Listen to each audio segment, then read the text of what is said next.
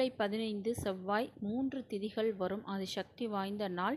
கற்பூரவள்ளி இலையை இப்படி செய்யுங்கள், நடக்கும் அதிசயத்தை பாருங்கள் அப்படின்னு சொல்லியிருக்கோம்.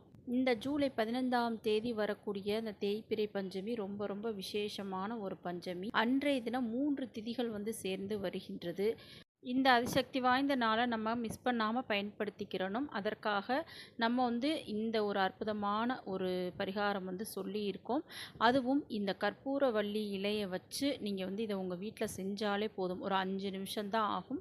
உங்கள் வீட்டில் நிச்சயம் அதிசயத்தை, மாற்றத்தை ஏற்படுத்தும் இந்த 5 நிமிட கற்பூரவள்ளி இலை பரிகாரம். நிச்சயமாக நீங்கள் செஞ்சு பாருங்கள். தீய சக்திகள் நீங்கும். உங்கள் வீட்டில் இருக்கக்கூடிய அந்த எதிர்மறை எண்ணங்கள், எதிர்மறை ஆற்றல்கள் நீங்கும். நல்ல விஷயங்கள் நடக்கும். பணம் பெருகும்.